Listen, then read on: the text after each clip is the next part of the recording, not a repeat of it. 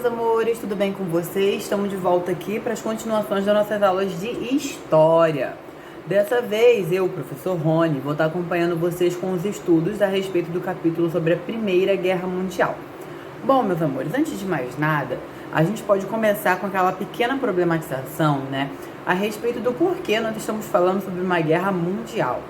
Bom, professor, se a gente considerar a Tríplice Aliança e a Tríplice Entente, né, a gente vai observar que dos dois lados nós temos países europeus entrando em guerra contra países europeus, né, com um pequeno envolvimento lá no final da guerra dos Estados Unidos, do Brasil, mas entendemos que era um conflito europeu, né? Então por que a gente fala sobre guerra mundial?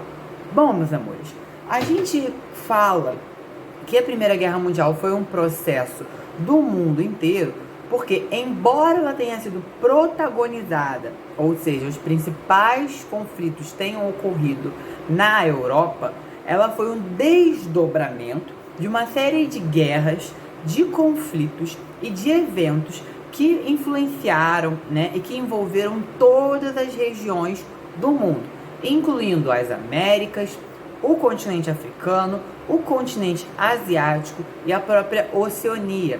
Então a gente vai observar esse envolvimento mundial através dos impactos de processos como a Revolução Industrial, né, como os processos do imperialismo e como essa corrida imperialista, que vai ser a corrida pela dominação dos demais territórios no mundo, vai influenciar no acirramento dos conflitos que vão estourar lá na Europa a partir do ano de 1914. Mas isso não quer dizer que, embora a Primeira Guerra Mundial tenha começado oficialmente em 1914, porque foi em 1914 que o conflito estourou na Europa, isso não quer dizer que esses mesmos países já não estavam caindo na porrada ao longo do mundo, em outras regiões, em outros territórios, a partir de diversos tipos de disputa, ok? Então, meus amores, para a gente compreender bem o processo da Primeira Guerra Mundial, né, eu não vou dedicar aqui os nossos 5 vídeos de 15 minutos sobre um assunto dos conflitos que ocorreram lá entre o ano de 1914 e o final da guerra. Eu vou utilizar esse espaço que nós temos para os nossos estudos para a gente conseguir compreender melhor os contextos e as transformações no mundo que estavam se desenvolvendo nesse meio tempo onde a Primeira Guerra Mundial estava começando a se construir, ok?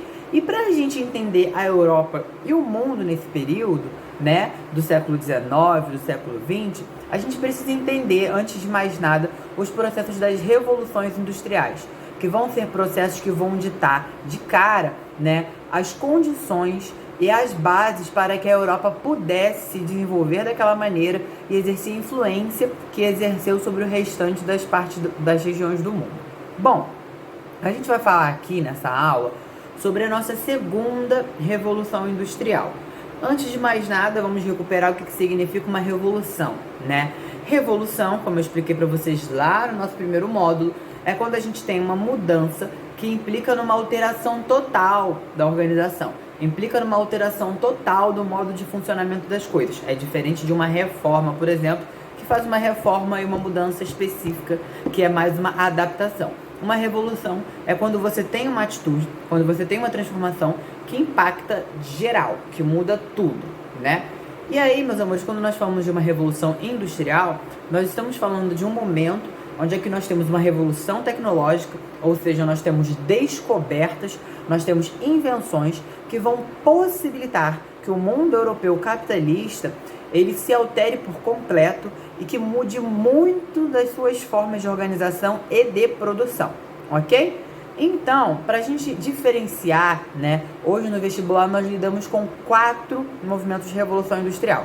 Não vou falar as 4, acredito que isso vocês devam trabalhar nos conteúdos de geografia, mas para a gente compreender melhor o evento da Primeira Guerra Mundial, eu vou falar para vocês como foi a primeira e a segunda Revolução Industrial, pois a segunda Revolução Industrial ocorre pouco antes da Primeira Guerra Mundial, ok?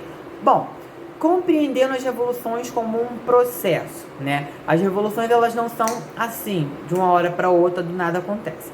A Revolução Industrial, ela vai ser a soma de vários processos de várias descobertas, de várias alterações de percepção de modos de produção que vai culminar num dado momento, numa forma de produção que já é completamente diferente da anterior, ok? Então vamos lá, as principais diferenças e mudanças da primeira para a segunda Revolução Industrial. Bom, na nossa primeira Revolução Industrial, a gente teve ali a descoberta das máquinas que moviam e produziam manufaturas. A gente teve a descoberta, né, do carvão como uma fonte energética, como uma matriz energética para impulsionar as máquinas a vapor, né, aquelas máquinas que eram utilizadas para produzir as manufaturas. A primeira Revolução Industrial ela teve como foco, como protagonista, a Inglaterra, que foi a grande pioneira daquele momento. E vai ser a partir da primeira Revolução Industrial que a gente vai ter o surgimento da exploração do trabalho assalariado. E vão surgir, portanto, as relações entre burguesia e proletariado.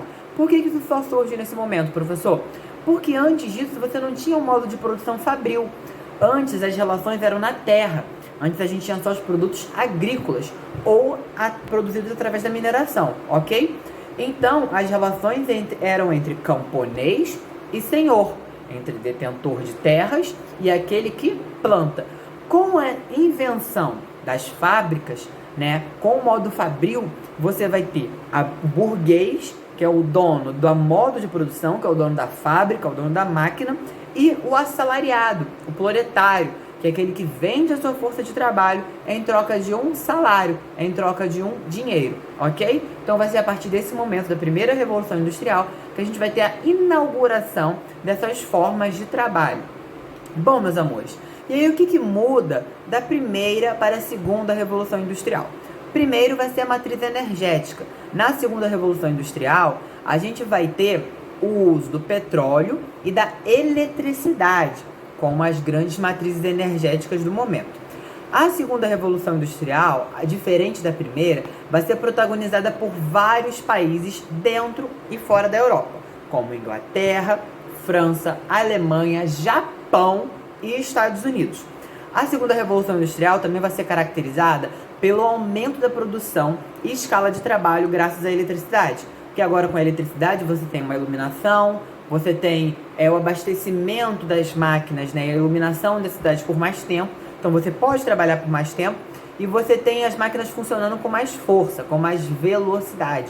Isso permite com que a produção seja maior, até mesmo porque está se produzindo por mais tempo. Graças a esse aumento da exploração, esse aumento da produção, você também vai ter um aumento da exploração dos recursos e do trabalhador. O trabalhador vai ter que trabalhar mais e vai ter que produzir mais. E se você tem mais trabalho, mais produção, você precisa de mais recursos, ok? Se você quer fazer mais pipoca, você precisa de mais milho. Então, para fazer mais automóveis, eles precisavam de mais minerais. Tranquilo? E aí a gente tem aqui as nossas duas imagens do nosso slide 2, que ilustram pra gente visualmente a diferença das produções, né, entre a primeira e a segunda Revolução Industrial. Sendo a primeira lá aqueles equipamentos à pressão, um modo de produção bem mais arcaico, enquanto que na segunda nós temos como os objetos de produção geladeiras, carros, aviões, grandes navios, trens e etc, né? São equipamentos industriais bem mais modernos, bem mais avançados e mecanizados.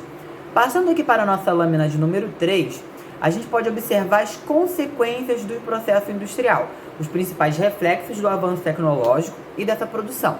Bom, nosso primeiro impacto, o impacto tecnológico. A gente vai ter um sistema de transportes aprimorados. Nós vamos ter navios maiores, nós vamos ter trens maiores com capacidade de se movimentar mais rápido e carregar mais carga. Vamos ter os grandes caminhões, os grandes automóveis e vamos ter o surgimento do avião, que vai dinamizar muito tanto o transporte quanto o conhecimento geográfico da região. Pois antes você tinha as viagens de balão, mas que não iam tão alto e que não eram tão rápidas. Com o avião você consegue sobrevoar a região e ter uma noção panorâmica muito maior, né? Então tranquilo, meus amores. Outro impacto tecnológico vai ser o sistema de comunicação. A gente vai ter a invenção do telefone, do rádio, do telégrafo, o que vai tornar, né, as encomendas, a comunicação, as produções muito mais dinâmicas, vai encurtar demais as distâncias. Outro grande impacto vão ser os impactos sociais. Portanto, você tem aí o surgimento dos primeiros sindicatos e lutas por direitos trabalhistas. Por quê? Os trabalhadores, como eu mencionei anteriormente, estavam sendo mais explorados, né? Estavam tendo uma carga de trabalho maior. Não que na primeira Revolução Industrial você não tivesse uma grande exploração, mas na primeira Revolução Industrial você tinha outros tipos de movimento, como o ludismo, o cartismo, rebeliões, etc.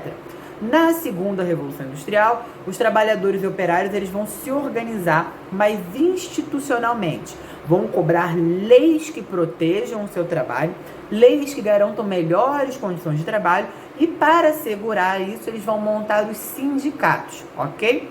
Outro grande impacto social, a Revolução Médico-Sanitária. Você vai ter uma tecnologia muito mais avançada, você vai ter uma presença muito maior de vacinas, uma produção de remédios muito mais eficaz, uma produção de equipamentos para fazer exames médicos em maior escala, né? O que vai produzir um aumento da expectativa de vida, visto que a qualidade de vida das pessoas vai melhorar, muitas pessoas vão ter emprego, então vão ter uma alimentação melhor, né? E além disso, as pessoas vão viver mais, porque quando elas ficarem doentes, você vai ter ali os medicamentos, os comprimidos adequados para você tratar e controlar determinadas doenças que antes matavam aos montes. No entanto, vocês vão ver isso melhor em geografia, que nesse momento você tem um aumento da expectativa de vida, né, uma redução das taxas de mortalidade, ou seja, as pessoas morrem menos, mas você ainda não tinha os métodos contraceptivos. Você ainda não tinha um anticoncepcional, ainda não tinha uma pílula do dia seguinte, ainda não tinha um DIU, né? Então você vai ter uma explosão demográfica, porque as pessoas continuam nascendo aos montes, mas esse monte de pessoas que nascem, elas acabam não morrendo. Então, a população mundial nesse período do século XIX para o século XX, ela vai dobrar. Mas isso é muita coisa. Se você tinha 2 milhões de pessoas, você vai passar para 4 milhões. Vai ser uma explosão demográfica muito grande. Outra questão, nós temos os nossos impactos ambientais, né? A gente tendo essa grande explosão demográfica, se dobra o número de pessoas, o tamanho das cidades tem que dobrar. E você tem também um grande crescimento no número de indústrias. Isso vai causar um crescimento desordenado nas cidades e vai ter o crescimento, consequentemente, também desordenado das indústrias, né? Sem fazer um planejamento de esgoto, sem fazer um planejamento de saneamento básico, de descarte de lixo, de nada dessas questões, o que vai ocasionar no aumento da poluição e da exploração desordenada dos recursos. Tranquilo, meus amores?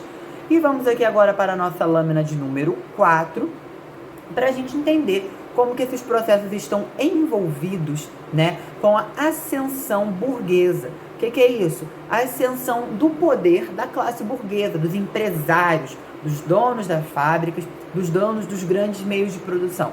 A gente vai ter nesse momento uma aliança do Estado, ou seja, do governo de um determinado país, naquelas instituições responsáveis por administrar e guiar as atitudes daquele país, com os interesses do capital privado. Quando eu digo capital privado, né, eu estou falando das empresas, dos empresários, dos burgueses, né? São aqueles detentores de bens privados e não públicos, ok? Então, a gente vai ter aí o surgimento de modelos de produção, como o Fordismo e o Taylorismo, porque a gente não tem mais aquela produção desacelerada como nas manufaturas, mas agora você tem que ter um modelo, né? Você vai ter a criação de formas de produzir com o objetivo dessa produção ser maior e gerando mais lucros. Você vai ter o surgimento da prática do trust. O que é isso? É o sufocamento do pequeno empreendedor em detrimento do favorecimento dos grandes monopólios. O que é um monopólio, pessoal? Pensem na Light, né? Para quem mora no Rio, para quem mora na região dos lagos, pensem na Ampla, né? Pensem nas empresas que fornecem energia. Nos estados de vocês, na cidade de vocês, vocês podem escolher entre duas empresas? Não, né? Só tem aquela empresa. Ou você pega a luz com aquela empresa ou você não pega. Ônibus, às vezes a gente não tem escolha. É só aquela linha que passa no nosso bairro e acabou. Então não existe um livre mercado, não existe uma competição entre as empresas. O monopólio consiste em uma única empresa que concentra toda a prestação daquele serviço. É quando você não tem opções, você não tem concorrência. É como se a única empresa de fast food fosse o McDonald's. E a gente não tivesse Burger King, nem Bob's, nem nada. Só tem o McDonald's. Então a prática do trust, né, na Europa nesse momento, vai ser uma prática onde esses empresários e os estados vão se juntar para formar uma prática em que impeça os pequenos empresários, as pequenas empresas de crescer, vai sufocar todo aquele pequeno produtor em detrimento de favorecer as grandes empresas que já estavam consolidadas com os seus monopólios. Tranquilo? E aí, meus amores, quando eu falo dessa aliança, né, desse trust, essas grandes empresas, elas vão ter um poder imenso na economia daquele país. Elas vão exercer uma enorme influência, porque vai estar lá o presidente que manda, mas os empresários que têm o dinheiro, os empresários que prestam os serviços, os empresários controlam os trabalhadores. Então eles vão sempre estar ali pressionando o Estado para que o Estado haja de acordo com o benefício deles. E muitas vezes os representantes desse Estado vão ser pessoas ligadas diretamente e até por vezes familiarmente a esses grandes empresários. Às vezes vai ser o filho do dono daquela empresa, vai ser o próprio dono daquela empresa que vai virar o presidente, que vai virar um senador, que vai virar um grande chanceler, né? Então você tem um momento na Europa onde o país representa os interesses das empresas privadas e dos lucros. Tranquilo?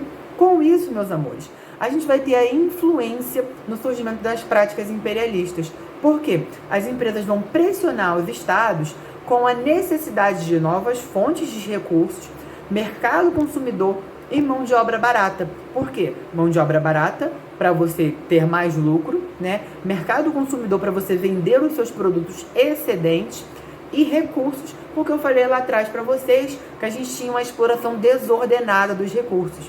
Então, na própria Europa, esses recursos já estavam acabando. Então, o que essas empresas pensavam? Vou para a África, vou para a Ásia, vou para as Américas, para poder pegar os recursos naturais de lá. Tranquilo, meus amores? Bom, a gente encerra aqui essa nossa primeira videoaulazinha. Se vocês ficarem com qualquer dúvida, vocês podem falar comigo. Até a próxima, grande abraço!